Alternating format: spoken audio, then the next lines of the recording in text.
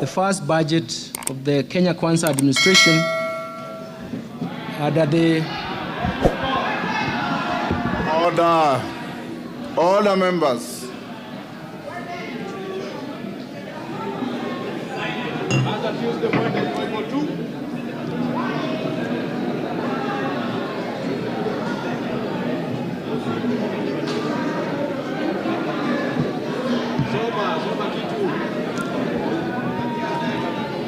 Okay. Ada.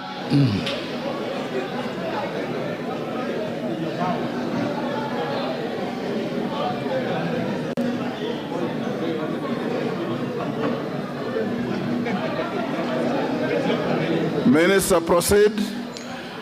Thank you, Mr. Speaker.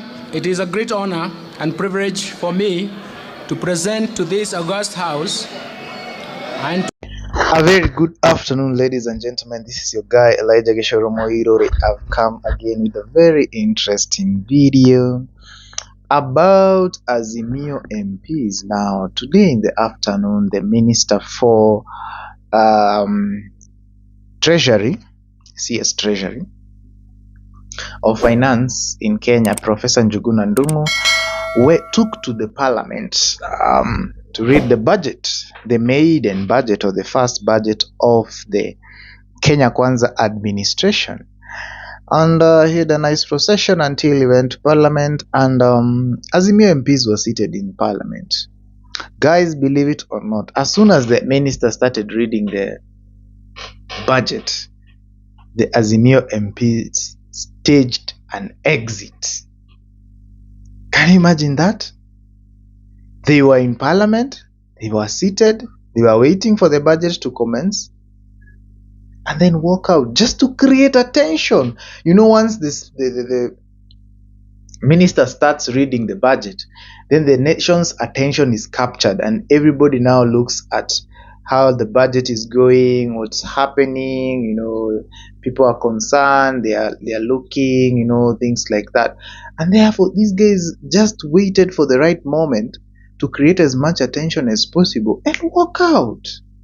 It's so unfair. It's so unfair to the government. Remember, these are the same people who refused to vote yesterday.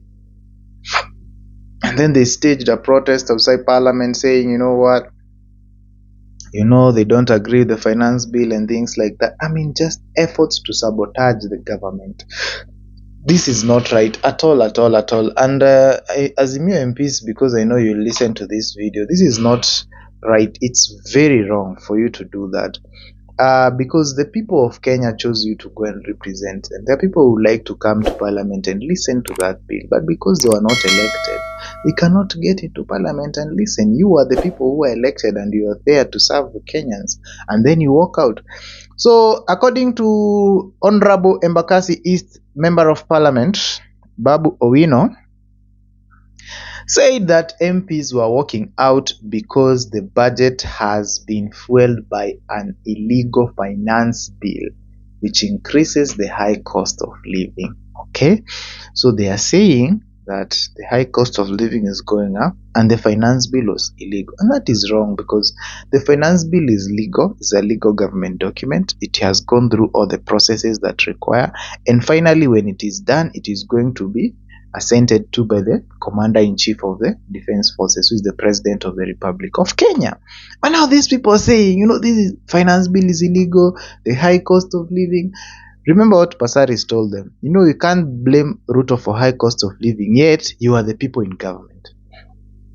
The opposition was in government together with the Jubilee government. Then you're coming to blame Ruto, who has not even borrowed. We are paying debts that were borrowed by the Jubilee administration, debts that were borrowed by the previous regime, which was in bed with the opposition, and therefore they could not even oversight, you know. So this is something that is not right at all, and is something that the Azimio MPs need to be called out. Remember, this is not the first time we are seeing the opposition walking out of Parliament. If you remember, before the handshake between Uhuru Kenyatta and Raila Odinga, the opposition MPs used to boo at the president as he was making the speech. I remember at some point Uhuru Kenyatta said he was thoroughly entertained because this guy will make noise, until it forced the then Speaker J.B. Moturi to eject. I guess it was Opiyo Wandayi from the chambers because they were making noise and it was difficult for the president to even go ahead and read that budget. So they say history repeats itself, and we have seen this repeat itself. It's wrong. It's not something that is supposed to happen in the 21st century. There is need for MPs to exercise tolerance. There is need to exercise tolerance in the political avenues, in the political arena of this country, because if everybody goes their way and continues to jeer and to boo, and these things are not right, and it will reach a point where now the government cannot function because these Azimio people are chairmen of some committees, and they have been entrusted with some work in parliament, and if they can stand in opposition in everything the government does, then in one way or another, because they're influential, they're going to sabotage the government's effort. And they are forgetting that the government does not belong to itself. It belongs to us, we the people of the Republic of Kenya. And therefore, when these people who are using our taxes, the finance bill, they're saying taxes have been increased. But they have been increased to give you comfort, you MPs. Allowances, salaries, per diems, and those things like that, they come from hard-earned taxes of Kenyans.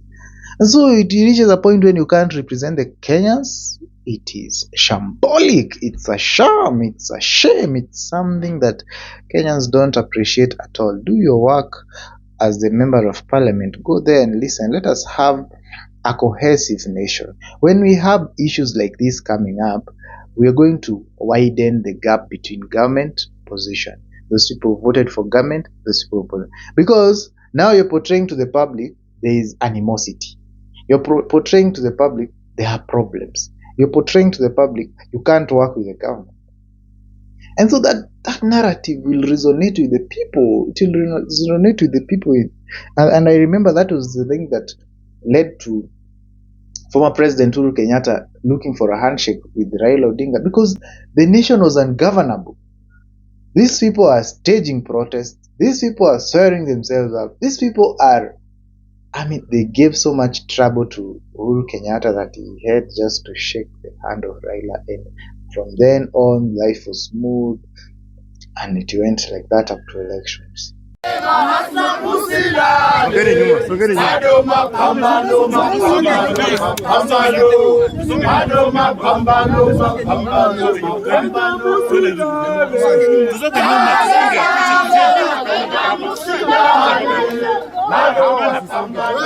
Now we have two hardliners. Ruto, a very hardliner.